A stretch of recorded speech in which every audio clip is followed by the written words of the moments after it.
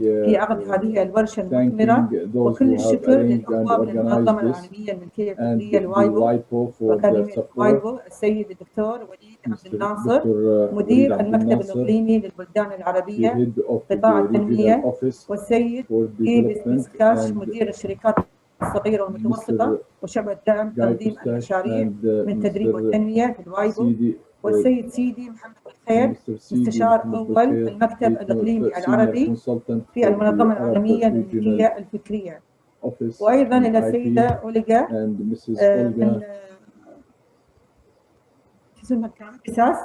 بيساس من منظمة الويبو، وأيضا إلى الدكتورة هنادي مباركي أستاذة جامعة واشنطن العالمية ومدرس مشارك في كلية الهندسة والبترول، ومستشارة في مركز التميز كلية العلوم الإدارية، ومستشارة عالمية في برامج الابتكار والنقل التكنولوجي، وأيضا الدكتور بشاير الغانم عضو هيئة التدريس قسم القانون الدولي تخصص القانون الدولي الخاص والملكية الفكرية في جامعة الكويت كلية الحقوق. كما نتوجه بالشكر الجزيل إلى الأمانة العامة لمجلس التعاون والخليجي العربية على دعمها في تسهيل الإمكانيات لنشر ثقافة حقوق الملكية الفكرية في المجتمعات الخليجية. ويفوتنا هنا أن ننقل لحضراتكم تحيات معالي الأمين العام لمجلس التعاون الدكتور نايف الحجرة وتمنيا لهذه الورشة التوفيق. ننتقل إلى المتحدث الأول في جلستنا اليوم في الجلسة الموضوعية الأولى، وهو الأستاذ الدكتور بيير خوري، وهو أستاذ القانون في جامعة الحكمة اللبنانية ببيروت لبنان، ومتخصص في شؤون الملكية الفكرية. وكما ذكر السيد جاي بيسا، وكما ذكرت المهندسة إيمان، كما ذكرت لحضراتكم، فالدكتور بيير له باع طويل في التعاون مع المنظمة العالمية للملكية الفكرية في رفع مستوى الوعي بالملكية الفكرية وتعزيز الملكية الفكرية وثقافة الملكية الفكرية في المنطقة العربية على مدار سنوات. وهو سيتناول في موضوع الأول اليوم موضوع من البحث إلى تسويق الملكية الفكرية، كيفية تكسير الهوة بين المؤسسات الأكاديمية والمشروعات والمتوسطة في سبيل تعزيز النمو الاقتصادي والتنمية. أدعو الدكتور بيير خوري كلمة ونستمع إلى كلمته، وأتمنى تجدوا جميعا أكيد فيها افتتاحية موضوعية هامة لفعاليات ورشة العمل هذه. تفضل كلمة لكم. شكرا دكتور وليد. Thank you, Dr. Walid. Thank you, Guy, and Olga, of course, and CD from WIPO, and all the technical team organizing this workshop through the webinar. And I would like also to thank the GCC Intellectual Property Training Center for inviting me to this workshop. My presentation, I will share with you my presentation. It will be about from research to intellectual property commercialization. As an outline, actually I will be speaking in English, and my presentation, the PowerPoint, will be supporting my presentation, but it will be in Arabic. So I will be speaking in English, but also you can follow it in Arabic in case I'm speaking a little bit fast or translation is missing some words, some technical words, or in Arabic anyway. So as an outline, first of all, I will be giving a small introduction about the topic. Then in the first part, I will be talking about the relation between intellectual property and innovation. And at the second part, I will be talking about intellectual property commercialization. So, as an introduction, we know that in today's knowledge economy, information and communication technology reduces the cost of creating and spreading knowledge both nationally and across borders. على المستوى العالمي. This revolution leads to a significant acceleration of innovation, thus creating new challenges for intellectual property regimes and for policy makers. The Arab countries and of course the Gulf Cooperation Council countries shall be able to compete in this globalized economy. So Arab countries shall maintain, shall adapt and create institutional and legal frameworks through intellectual property rights, and IPRs have a key role to play in this regard. So the IPR systems are based on intellectual property rights, and intellectual property rights are temporary exclusive rights, as we know. They increase the chances to recover the upfront investments needed to generate innovation and to bring them to market. Intellectual property rights make it possible for innovators to sell, to license, or to assign the rights to their innovations to exploit them. So the intellectual property rights are a prerequisite for intellectual assets to emerge in markets. So a well-designed intellectual property system encourages innovators to disclose their knowledge, so future innovators can build on it and helping to accelerate the rate of innovation.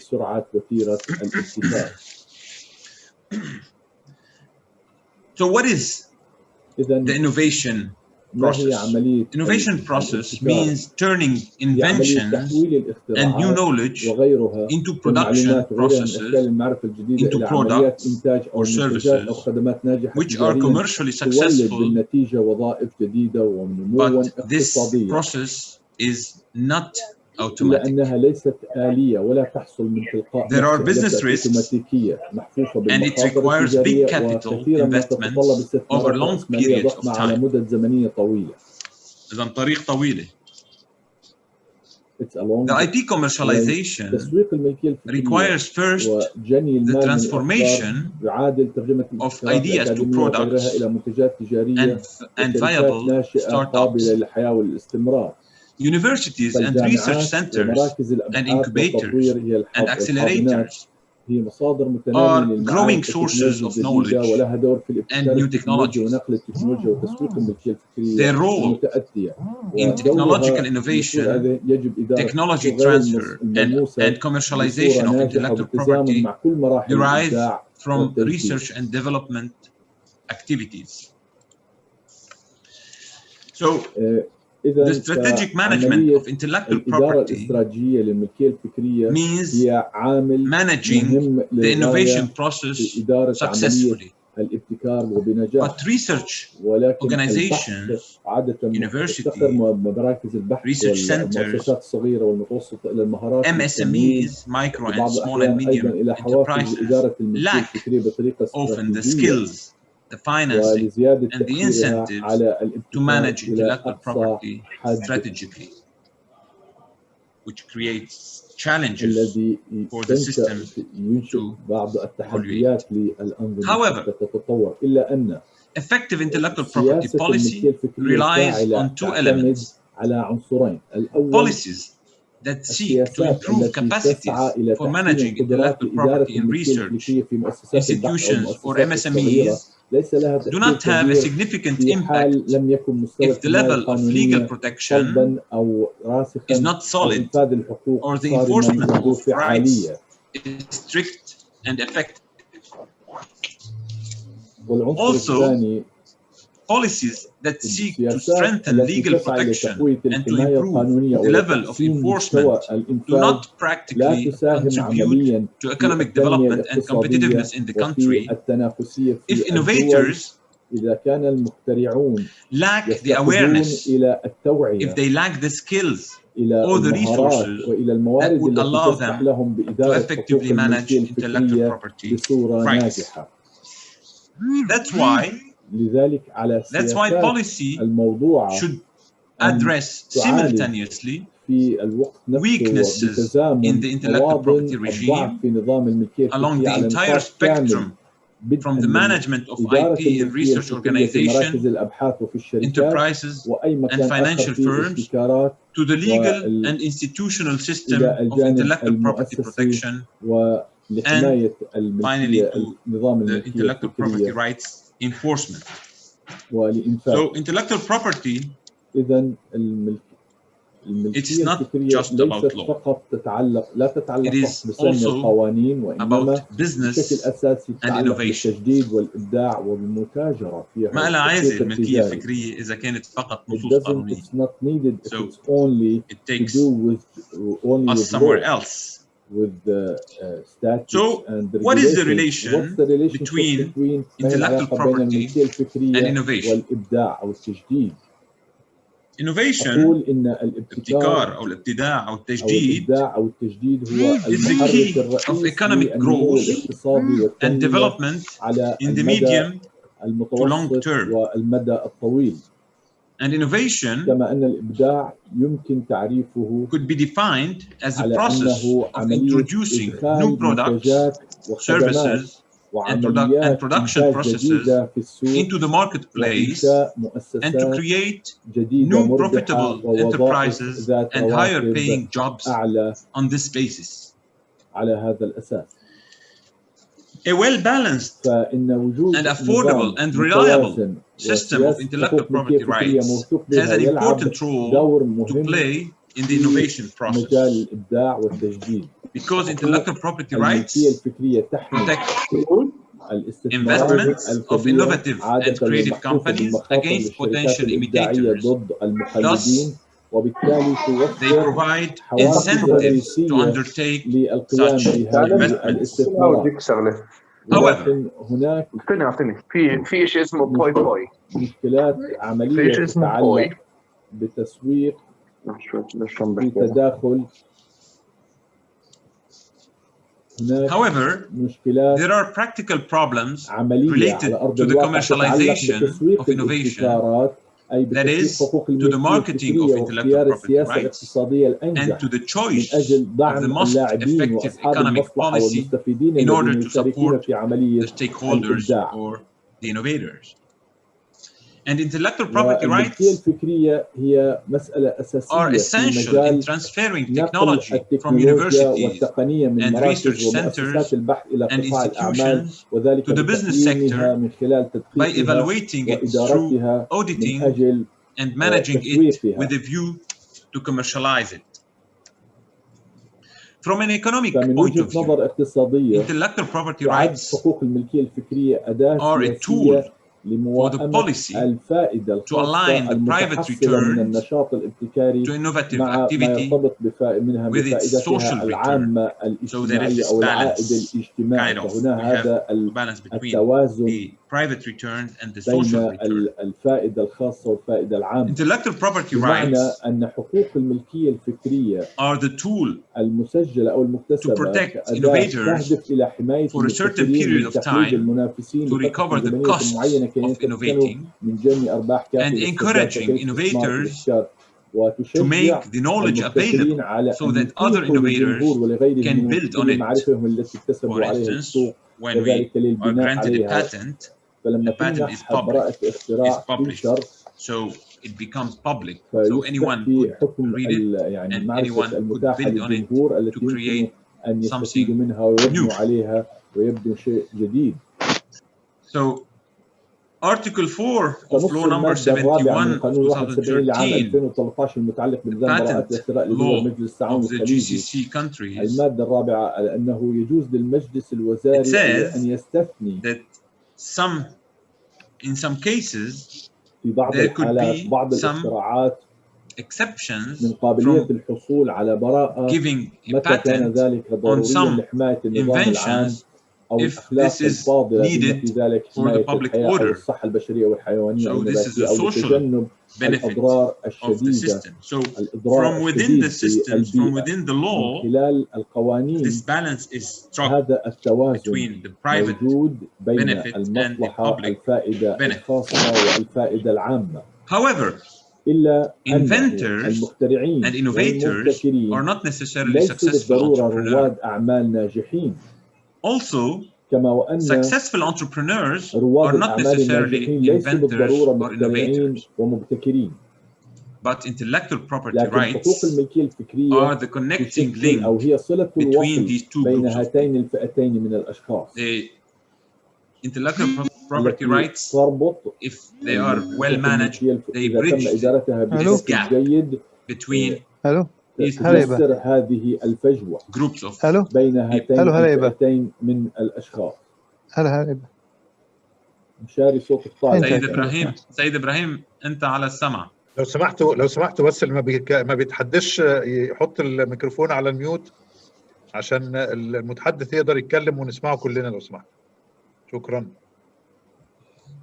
So intellectual property rights are the connecting link between these two groups of people, the inventors and innovators and the entrepreneurs.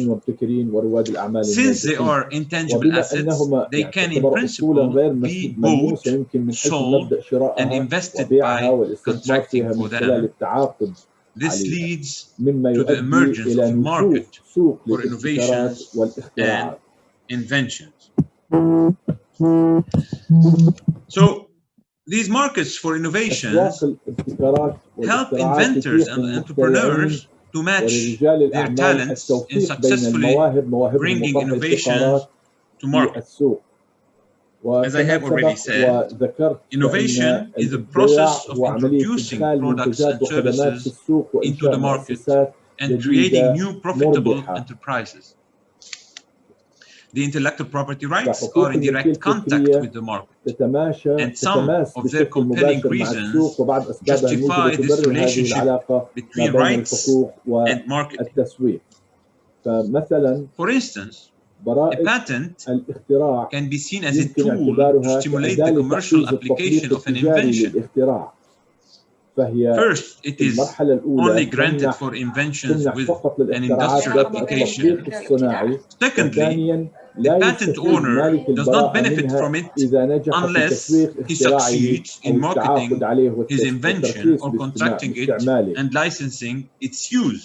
And here also, Article 13 of Law number 71 of the GCC countries, it says على مالك البراءة استغلال الاختراع خلال 3 سنوات من تاريخ منح البراءة، وفي حال انقضاء المدة تطبق أحكام المادة 19 يعني يعطي ترخيص إجباري أو تراخيص الإجبارية في حال لم يستعمل أو يستغل مالك البراءة الاختراع خلال فترة زمنية معينة. Almost all Arab countries patent laws, they have such kind of exception or mandatory licensing. So intellectual property marketing or commercialization, and this is my second part of my intervention, leads to making some money from the ideas that have been concretized. That is, converting it into tangible substance, from intangible to tangible, so that others pay money to use the product or the service, to see it, to read it, to learn about it, or to hear it. But the marketing and the commercialization of intellectual property is a series of interrelated activities and procedures that ensure the protection, the management, the evaluation, and development of ideas, of inventions and innovations, and give them added value for their practical application and material use. These measures empower innovators, universities, research centers, entrepreneurs, startups, والشركات الناشئة micro والحكومات and small and medium-sized enterprises, والشركات and governments to والصغيرة develop والحكومات products أن and تطور services منتجات that generate وخدمات economic تولد and منافع social وفوائد benefits. اقتصادية واجتماعية. So, the intellectual property rights marketing and commercialization process go through a set of stages or activities, including education, research and development, entrepreneurship, innovation, and the development of expertise and experience. That's why we need to develop an approach and to secure resources for that. Also, there should be the purpose and the goals behind it. We cannot do it without a purpose and a goal. So first point, developing an approach and securing resources. Approach and resources means, for example, the creation of technology transfer offices and associated policies to support both innovation and the creation of startups and spin-off companies. Also, it could be establishing programs to support project or company development. It could be the establishment of incubators and accelerators and research parks. It could be also the participation in organizations and networks focused on commercial marketing. Some countries, for example, are interested in developing technology transfer and marketing activities within their universities and national research and development centers. The aim is to build the knowledge sector and encourage entrepreneurship and innovation. Universities have an important role to play in covering the gap by preparing the infrastructure that supports the commercialization of intellectual property. This leads to an increase in the odds of success, an increase in the market value, and the creation of a cluster of companies and experienced entrepreneurs, which automatically attracts investors and foreign direct investment. Second point, setting the purpose and the goals.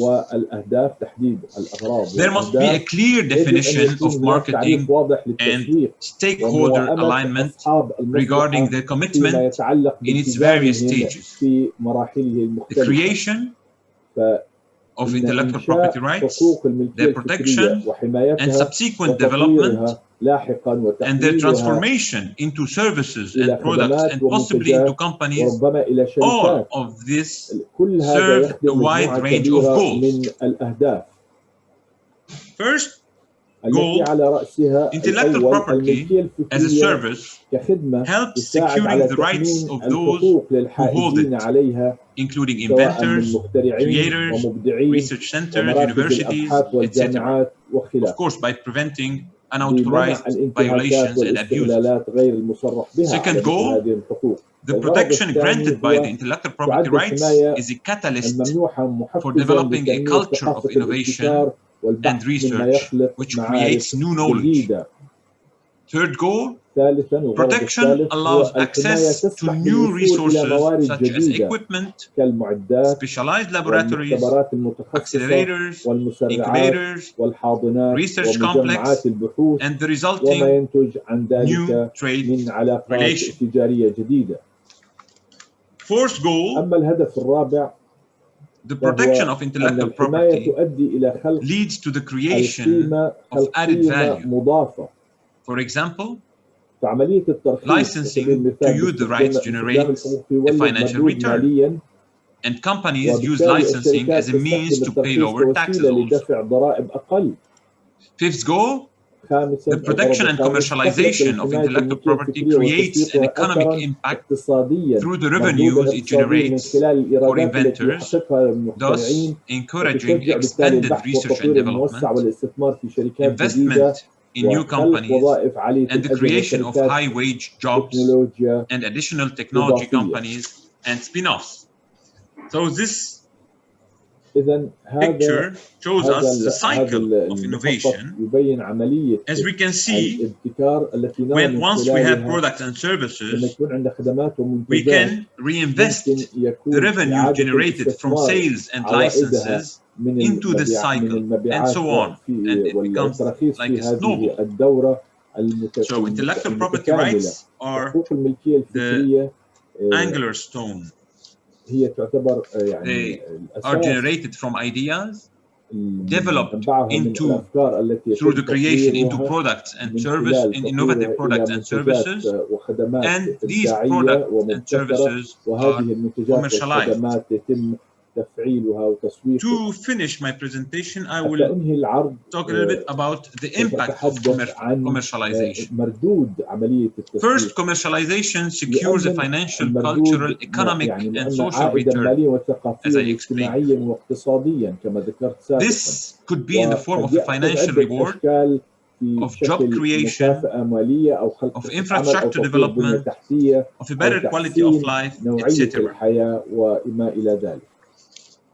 As for the methods of commercialization, there are many methods. First,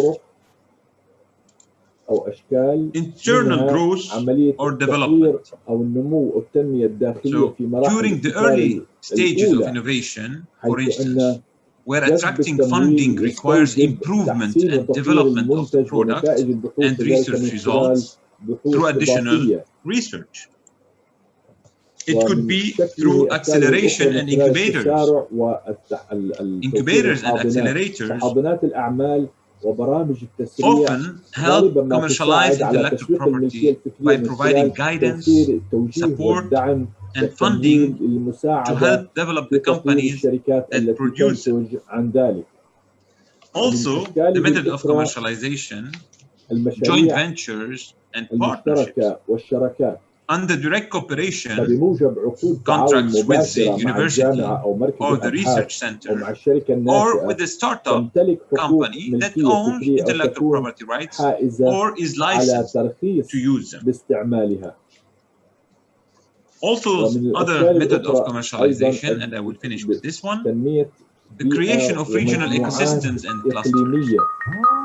A cluster is a geographic concentration of companies, suppliers, and corporations that are related to each other in a specific field. And it is important is that it concentrates a large number of companies to provide sharing of resources, attracting and developing new resources, and creating marketing channels. Of course, my presentation is too short, but I will give time later on to at the round table to discuss any pending issue or any question you may have later on. Thank you for listening, and I will be joining you later. I thank very much Professor Pierre El Khoury for his presentation, as always, and we have had very enriching contribution from Dr. Khoury. That shed a lot of light on the relationship, introducing the relationship and the collaboration potentials between academia and between the industry and business sector. I think this is a very good and ideal introduction. أعتقد يعني المحاضرة التي تفضل بها الأستاذ دكتور بيير الخوري هي تمثل أفضل تقديم وتحضير لورشة العمل هذه على مدى اليومين، لأنها طرحت علينا جميعا الإطار الموضوعي للعلاقة النموذجية بين القطاع الأكاديمي، الجامعات ومراكز الأبحاث من جهة، وبين قطاع الصناعة والأعمال من جهة أخرى، وكيفية تعظيم تلك الاستفادة من ناحية حقوق الملكية الفكرية. I would like to introduce now my distinguished colleague, Mrs. Olga Spasic. She is the senior counselor at the SMEs and Entrepreneurship Support Division at the World Intellectual Property Organization. Ms. Spasic has been working a lot on the question of IP commercialization, and particularly in the Arab region, with a number of Arab countries in the past few years, but also still continuing until now. And I think this would be an important introduction by her to the issue at hand. She will, from her own experience, accumulated experience, she will particularly focus on the WIPO project on collaboration between academia and SMEs, support for more systematic knowledge-based and IP collaboration. I think we had listened to an excellent introduction from a solid theoretical background from Dr. Pierre El Khoury, and now we should be listening to another solid introduction to the subject, but the perspective this time is from a practitioner, or rather an expert, not simply practitioner, but an expert and authority of this matter, who is my colleague, Ms. Olga Spasic. Olga, you have the floor, please. Thank you. The objective of my presentation, and I'll try to stay in a time limit, is to introduce our new initiative on collaboration between academic institutions and SMEs, how to support more systematic knowledge-based and IP collaboration between two main innovation stakeholders. Bridging the gap between academy and industry is over challenging objective for innovative societies and regions in all over the world. What is so complex? The complex is because we are creating ecosystems, and these ecosystems should make a good framework to enable and support collaboration between academia and SMEs. This is in the area of public, and our colleague Pierre, he already mentioned the preconditions supporting public policies and laws, not only in the area of intellectual property, but other laws like bankruptcy law, which sometimes can be rather impeding element, tax law, incentive laws, fundings, etc. Having a human capital, but human capital which is enabling this collaboration and which is creating favorable conditions on the level of three main stakeholders in innovation: government, academia, and industry. Human capital is one of the most challenging points in this chain, because it takes time. It takes time that people will have experience in order to provide support in the most appropriate way, and in particular because more and more we need intersectorial skills and capacities. Then enabling infrastructure funding is also. Sorry, am I speaking too fast? Yes. Yes. No. Funding, then incentive policies, sophistication of businesses. Universities can create great technologies, but if businesses do not have sophistication either to absorb or to see their competitiveness related to innovative products and services, then there is no link between them. Specific collaboration links among innovation stakeholders, ATC, and very often connection to the outside world. This is what is actually making it so complex, because collaboration between academic sector and SMEs or private sector industry, it is not conditioned only by their bilateral relations. It is always conditioned by the relations with other innovation stakeholders. government, which is in the position to create preconditions for this collaboration, and then there is a need of influence of academic sector to the government to adopt policies, public policies, which will enable collaboration and commercialization. But on the other side, there is a need of government to influence academic sector to, in a way that the research and the outcomes and the outputs of the research would be applicable and would be relevant for the industry and in particular for the SMEs.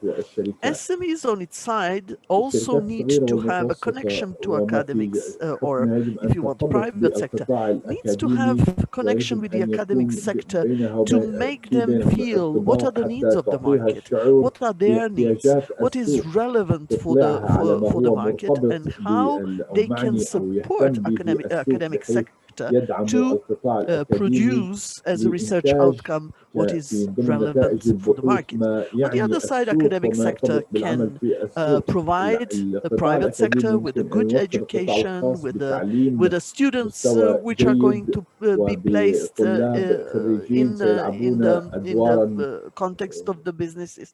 So this interrelation, which is going in the same time among three main actors, government, academic sector and SMEs, makes it so complex that, for example, simple investment in R&D would not have impact on innovation solidly. Other conditions needs to be fulfilled. How did we come to the point to create a specific project to address this complex issue? We had a number of capacity building activities in a kind of a separate way, specifically for universities and specifically for SMEs, and we had a very good results.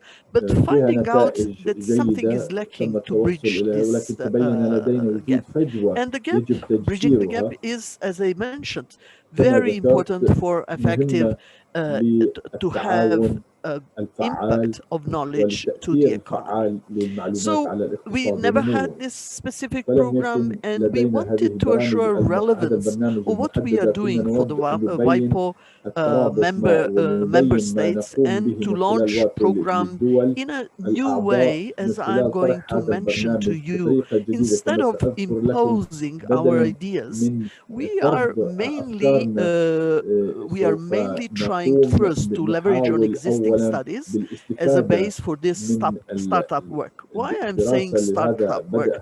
Because we are exploring. We are in the research phase, trying to develop something new, something which is going to be co-constructive product between two of us, players and us as supporters. We would like to communicate directly with selected innovation stakeholders in a particular countries and selected regions to understand what are existing conditions, but then to have through this direct access to understand what are the practical field problems of having this collaboration more successful. In all this, we would like to incorporate elements of IP collaboration and IP knowledge transfer as one of the means to bridge the gap and to capture the value of such a collaboration, and to support transferring creative ideas from lab to the innovative markets. So what is the objective? It is to provide a kind of a support, IP-based support, which is adjusted to the identified situation in a particular society, and to facilitate use of IP system by those who are the main actually creators of IP and contributors to the economies of the countries. So starting with a very client-oriented approach, there is no model that fits all. So we will try, with your help, to explore what are the challenges, what are the already existing conditions that we we can that you can leverage on them, but what are the needed support that we can customize and especially for you create in order to facilitate this problem. We are right now in the research phase. We are looking for the direct experience, and one of the objectives of this meeting is to listen to you, to collect, to learn from you, and to collect your experiences, to listen to your visions. What would be the way of support that we can provide the best, and your suggestions. What are, at the time being, our potential programs that we can provide are joint academy industry adapted IP capacity building programs on issues that are interest for both stakeholders. As I mentioned before, we were doing programs which were either for universities, and certain problems were clarified, but they didn't have the opportunity to implement them because SMEs never, corresponding SMEs, never participated in this kind of a clarification.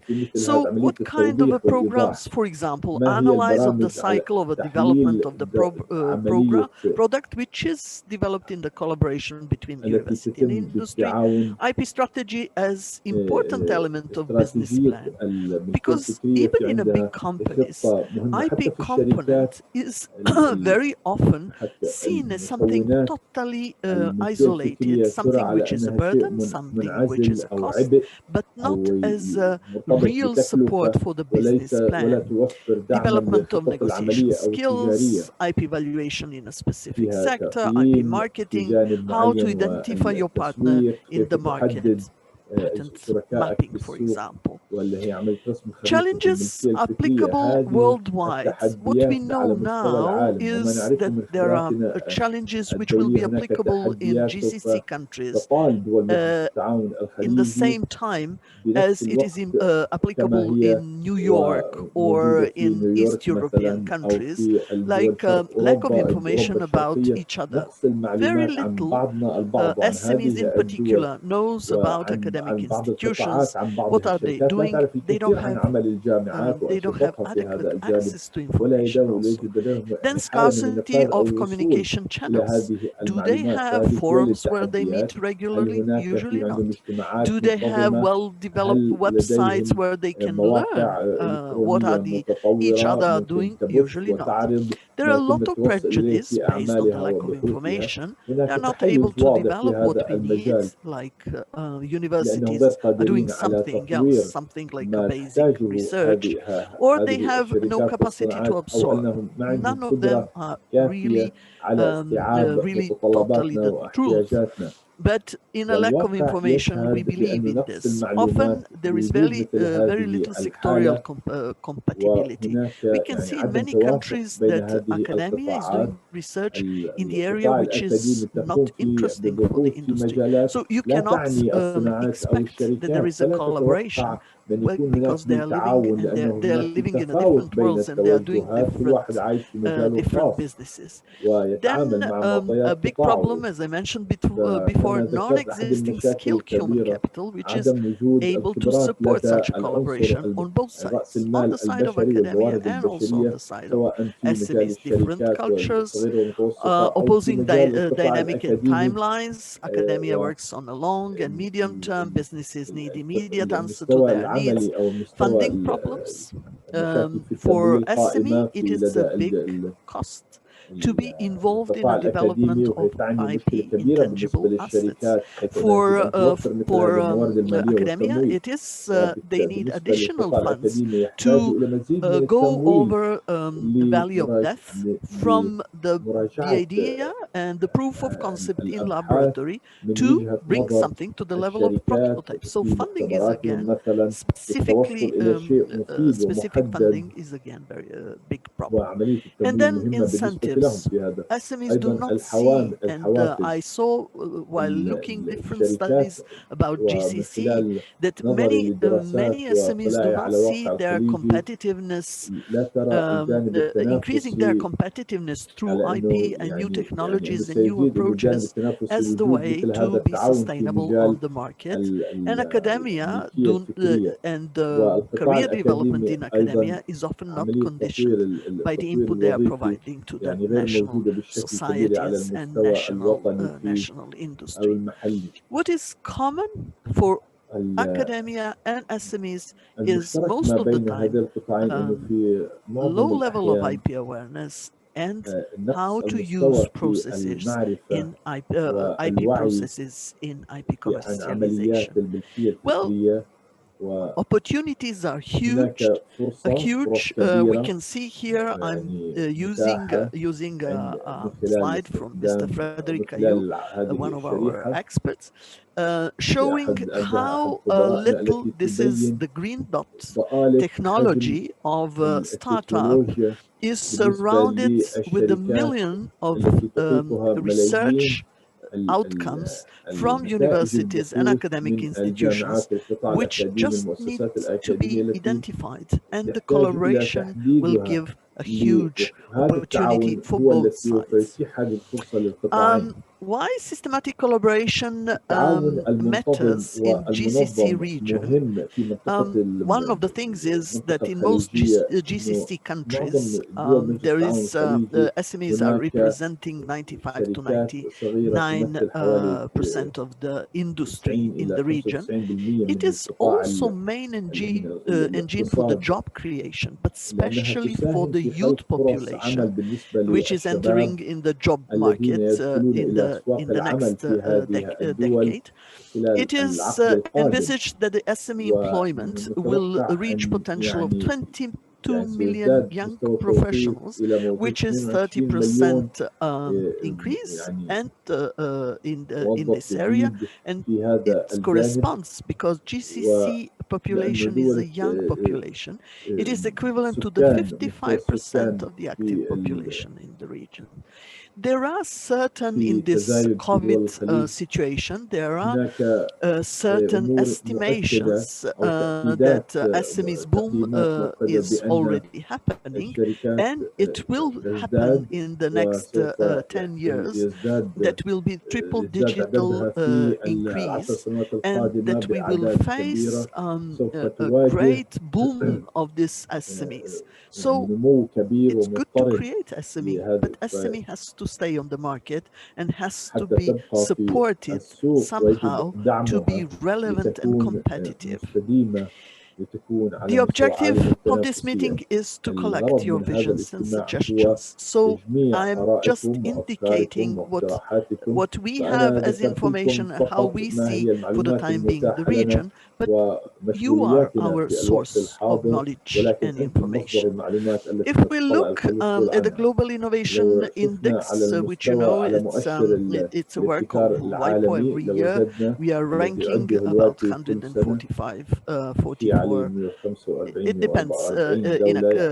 Every year the number is changing, but about 140 WIPO member states, how they are moving in their innovation status. You can see that in the GCC we have very high level positioned countries like United Arab Emirates, and that there is a disparity. Certain countries are going lower, but still it is a good score.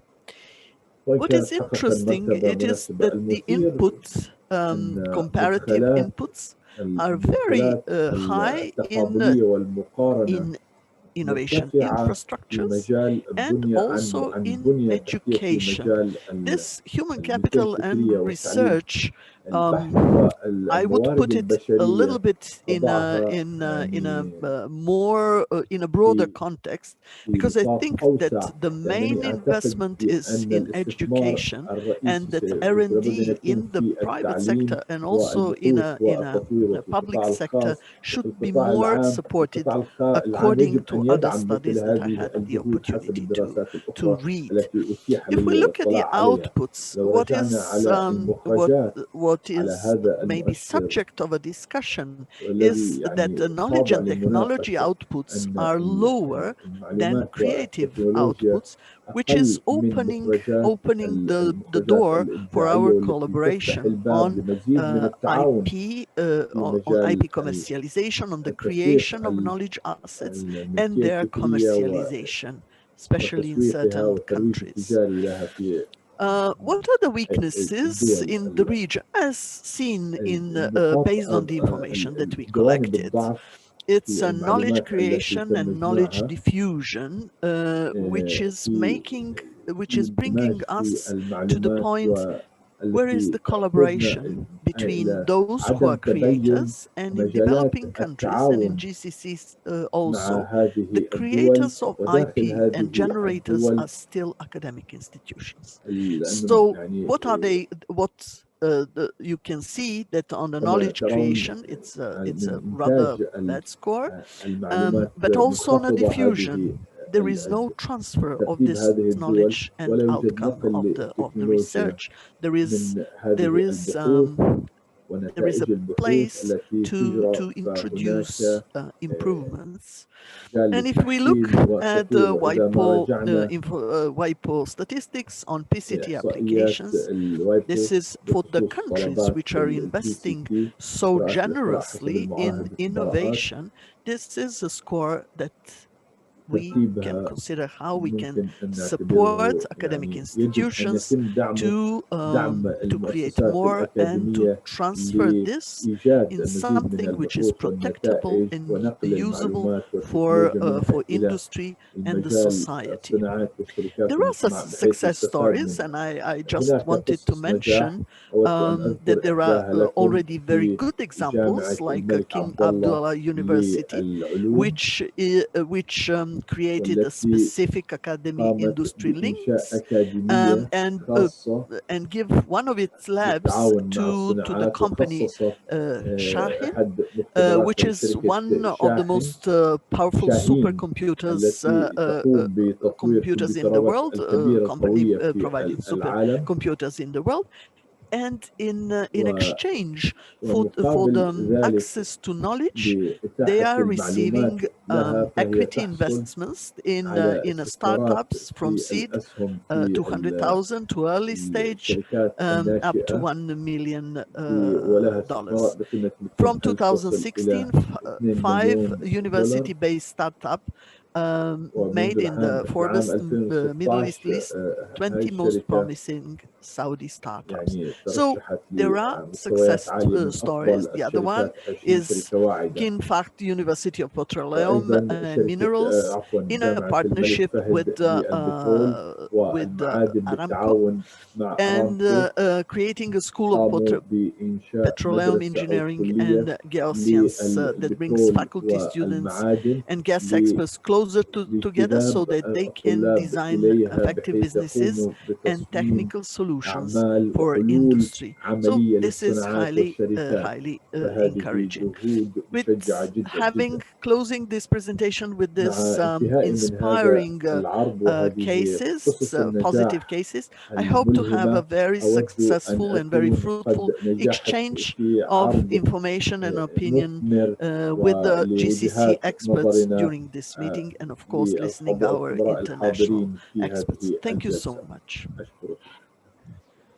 Thank you very much, Olga. Really is very much appreciated. You have provided a lot of not only information, but the framework of analysis for this important subject, as well as actually have been apparently doing great digging work in the relationship between academia and industry that already exists in the GCC member states. You related that also to the Global Innovation Index and to the innovation policies of the member states of the GCC, which is, I think, an important link that sometimes... In the second presentation, I will be talking more about the challenges. How do we overcome challenges in the collaboration between academia, or universities and research centers, and industry through supporting policies. So, as an outline, always I give a simple outline just for the ease of following the presentation. I will have a small introduction, then I will be talking about the main challenges and how can we overcome the challenges through some practical solutions from best practices over the world, all over the world. So today there is a need to partner between universities and industry. So any country where industry is disconnected from universities will not be able to compete, be it regionally or internationally. So, as we know, many of the global indexes, such as the Global Innovation Index or the Global Competitiveness Index, base some of their criteria on this collaboration, on this partnership between universities and the industry, or industries and research and development, and R&D are very important criteria to base on for these such indexes. So partnership is not an option, it is a must. We need to have partnership between universities, research centers, and the industry. And as you can read, a university has a financial incentive to partner with industry in its applied research, especially if commercial technologies are expected to result. On the other hand, industry has a research efficiency incentive to partner with a university. So today it is a must, we cannot miss this opportunity. So the collaboration between universities and the industry is increasingly perceived as a vehicle to enhance innovation through knowledge exchange, and thus it is a beneficial process for different stakeholders, for all the stakeholders. So if we talk about some stakeholders, partnership is beneficial and the collaboration is beneficial for universities because the industry partnerships give students and faculty additional funding. By striking up corporate partnership, universities have more resources to undertake research, and they are able to diversify their research area. Another benefit for universities is that collaboration gives feedback and guidance from the industry to the universities. Some problems cannot be solved in isolation in a lab, and industry feedback is key to taking an invention or product from conception to the market. Another benefit for universities, students are getting jobs often with the university's partner companies, and companies who don't have the time themselves to incubate ideas are chasing successful graduates, and they have mentored students who are acquiring expertise long before they are employed. As for the benefits for industry, startups and spin-offs need the university, تحتاج إلى need the research centers. Thousands of companies were started at universities and at incubators and at research centers. And the success rate of university startups is high. Companies who are aligned with early stage research see early signals of what's going to be the next big opportunity, and they get a head start on competition. Another benefit for industry, recruiting talents. Companies, as I said, chase talents, and it is a very good opportunity to expose students to the industry culture and to the job market. And when students graduate, they are better prepared to start working at these companies. Another benefit for industry, the networking. Companies access a network of faculty, of key opinion leaders, and of lead scientists, and the ability to team up with other companies interested in the same research will become higher. Another benefit for industry, minimization of the risks. Collaborating with universities allows companies to reduce research costs, which means saving money, even as they funnel dollars to universities.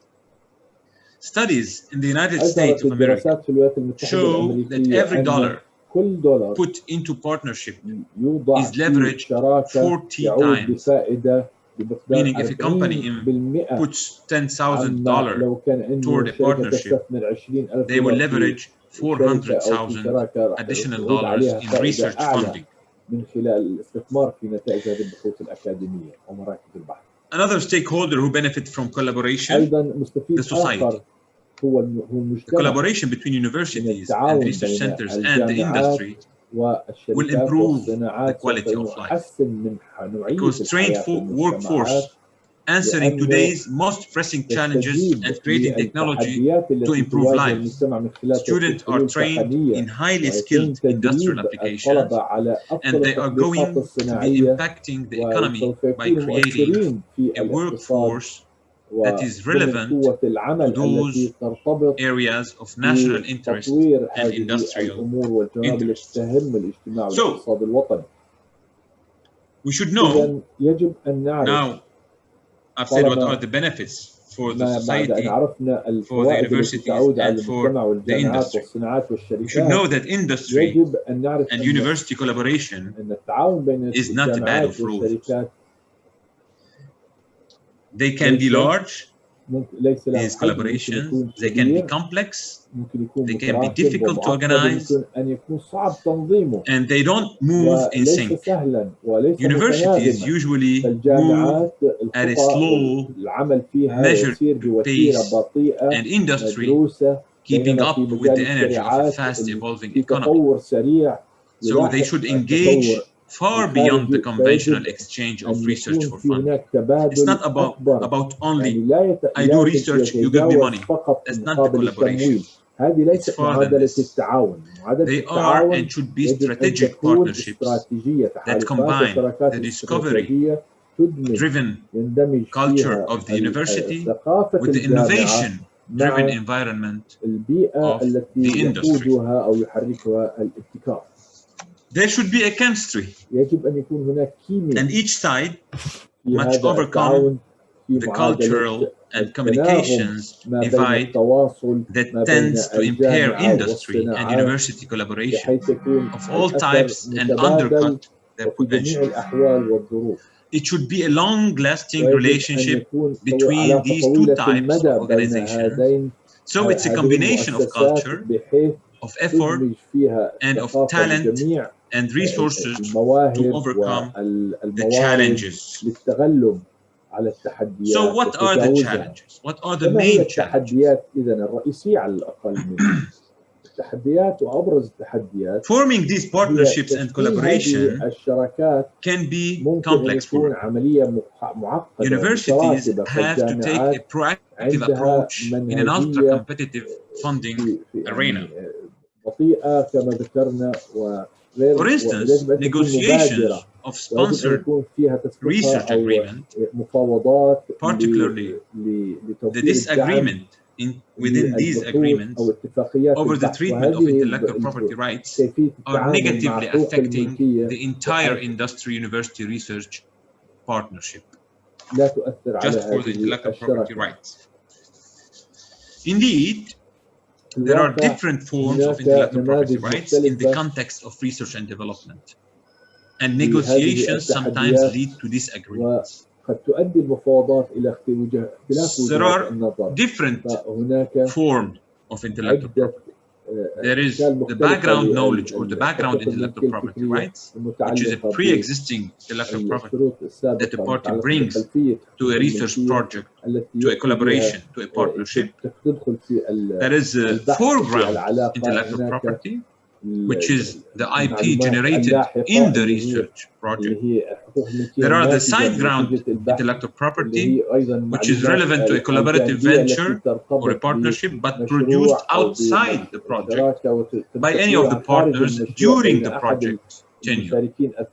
And there is a postground intellectual property, which is the intellectual property produced by any of the partners after the project ends. So who should own the result? So the most common issue has to do with this question: who should own the result? Which result? The result that emanates from an industry-sponsored research project. So it is appealing to want to treat all projects and the background and foreground intellectual property rights the same for each negotiated agreement. However, agreements vary a great deal as a result of the differences in industry, the university labs offer all financial support and the percentage of the project being covered by an award, the origination of the project scope, and the likelihood for commercialization. Intellectual property ownership can be one of the more contentious issues in institutional industrial projects or partnership or collaboration projects. Issues are reduced by identifying intellectual property owners and processes to handle IP before the project starts. So,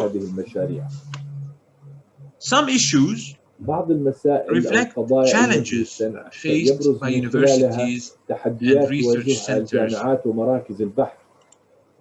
How does the institution, first issue, how does the institution manage sponsored research? We know that every institution is different, so it is important to find out what offices are involved with industry-sponsored research. Typical examples are the Sponsored Programs Office, the Office of Research, and the Technology Transfer Office, the TTO. There has been a growing trend to centralizing industry engagement into one-stop shops, which can catalyze the institution's efforts of industry engagement. If possible, take the time to meet with key contacts in these groups at your organization or at your university. Find out what research support resources are available to the institution and what steps must be followed in order to get the project approved. Second issue, what is the institution's policy on intellectual property? Intellectual property issues are often a complicated point of negotiation between institutions and industry. Due to the significant investment each institutional research organization makes in research infrastructure and the fact that intellectual property is often the result of many different projects and funding sources, most policies will require that the institution maintain ownership of intellectual property. And this is true or could be true usually if the institution is a public university, هذا إذا كانت الجامعة public جامعة institution حكومية or research أو center. معهد حكومي أو مركز So حكومي. universities and national laboratories, for example, المختبرات will typically الحكومية أو الجامعات have standard الحكومية licensing or عندها option provisions. تراخيص This topic will often سياسية come up in مؤقتة the early stages of وهذا discussions في with an المراحل industry الأولى من sponsor. النقاش So it is important to understand the والمفاوضات position the المهم أن institution will نفهم take. موقف الجامعة أو Institutions مركز should البحث. make significant فهذه changes المؤسسات to how they handle يعني intellectual بدها property تحط شروط emanating في from التعامل مع نتائج industry-sponsored هذه research. البحوث التي تمولها الشركات Another issue, القطاع الصناعي. what are the contractual مسألة أخرى، obligations? ما هي الالتزامات التعاقدية؟ Consulting agreement may اتفاقيات include contractual الاستشارية obligations قد regarding تتضمن intellectual التزامات property and تعاقدية copyrights, بخصوص for حقوق instance, الملكية resulting from services وحقوق provided المؤلف during the فيما consulting يتعلق period. بالخدمات أثناء تقديم The terms الاستشارات. should be reviewed by فالشروط يجب يتم appropriate مراجعتها administrators to make sure مديري that هذه they do not العقود conflict with the للتأكد من أنها institution's لا policy on تتعارض intellectual مع property. سياسة الجهات الأكاديمية. Issues to consider could include the obligation to the institution with the provisions of its institutional IP policy, taking precedence, for instance, over consulting arrangement with a third party, the need to maintain a detailed disclosure of discoveries and inventions that are the result of consulting activities and which may have commercial value and or utility, and the adherence to institutional policies or guidelines for the establishment and ownership of inventions, discoveries, and copyrighted materials. Another issue is to consider the background of intellectual property. When entering into a sponsored research relationship, both parties should consider any existing related IP that may be owned by either party and how such is being protected, be it patent, be it copyright, be it a trade secret, or others. And technology transfer officers, staff, shall be engaged in if any background intellectual property is to be used. Why? Because staff of the TTO should be best suited to determine the need to negotiate commercial or research licenses within a sponsored research agreement. Also, another issue is to consider the foreground intellectual property. During the course of the sponsored research project, entirely new intellectual property may be generated that will need to be protected.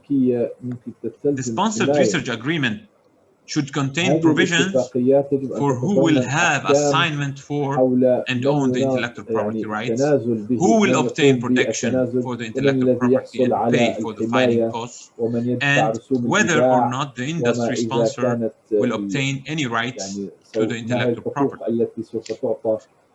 Typically, intellectual property follows the inventorship, which means if the institution invents its own the IP or the invention, and if the company or the industry invents, it will own the intellectual property or the invention. And if the intellectual property is jointly invented, then it is jointly owned.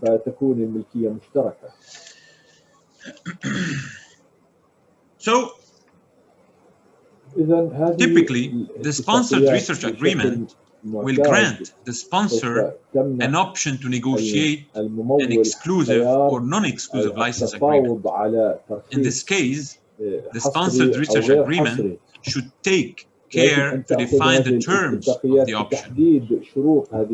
That's it, the length of time, the method of exercising the option, any fees associated with the option, and or the license.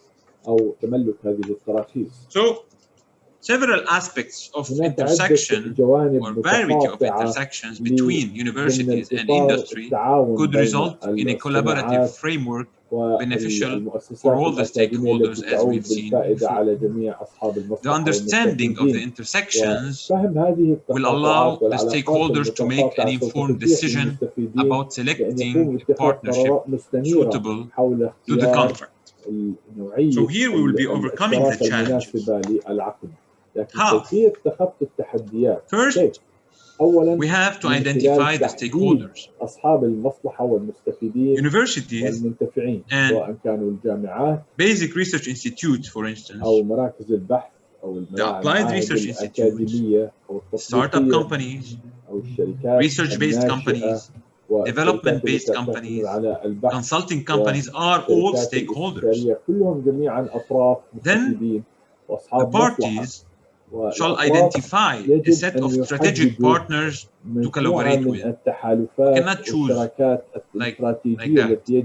ما فينا ننقي هيك نختار من دون ما يكون في سبب.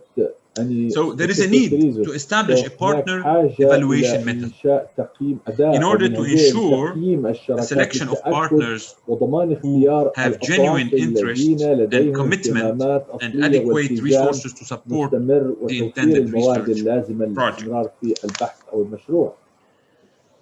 Second solution to overcome challenges, من الشركاء الاستراتيجيين وتطوير understand why وفهم لماذا so different motivations exist for collaborating وجود حوافز and it varies from problem solving, from resource sharing or information people access to skills development through education or universities, for instance. And it is important to identify motivations and common areas before co-working or collaborating. If there is no common area to work on, no need for collaboration, no need for partnership. So it is very important. So if the motivation is problem solving, for instance,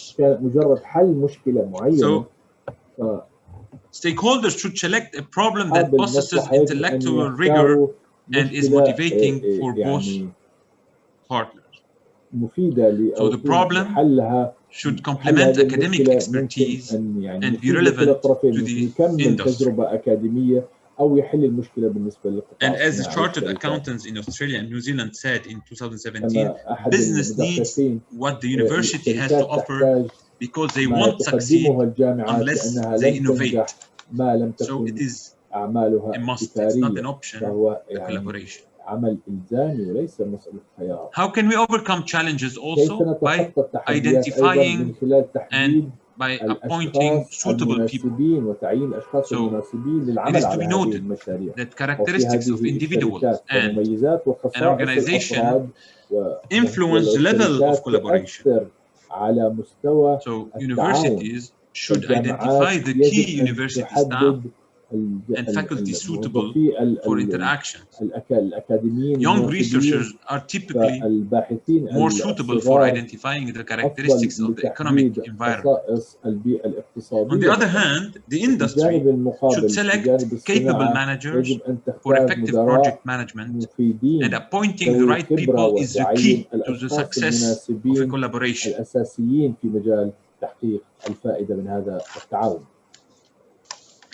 Also, to overcome the challenges, we should ensure basic partnership characteristics. Stakeholders should identify a win-win situation, be it from the university side or from the industry, and they should agree upon it and work under an agreed framework to ensure a long-term commitment. How to overcome challenges? By establishing an efficient communication. So interpersonal communication is a critical factor in the success of a relationship, like a couple relationship. Company and university leaders must understand each other. Stakeholders should adopt measures to improve communication between them, such as being in regular contact, to meet and to talk regularly, maybe engaging with the partner daily, on a daily basis, if required, of course. Other solution to overcome the challenges, there should be an address to IP concerns, intellectual property concerns. It is advisable that the value of a partnership should be seen in terms of other benefits rather than only getting the ownership of intellectual property. That's not the most important thing. And universities should not seek at any price to overprotect intellectual property or their intellectual property. Establishing shared and enforceable guidelines limiting disclosure restrictions, for instance, limiting conflicts of interest, and agreeing on a clear intellectual property framework will help in overcoming the legal barriers associated with university-industry collaboration or partnership. So here we are talking about kind of policy between these two parts, the university and the industry. But the most important thing is to build an internal intellectual property policy or strategy or guidelines for the universities and also for the industry. So here it's very important to think about the policies to adopt or the IP policy or IP strategy to adopt to encourage and to facilitate collaboration. So institutions must collaborate to develop a common policy on conflicts of interest for themselves and their faculty.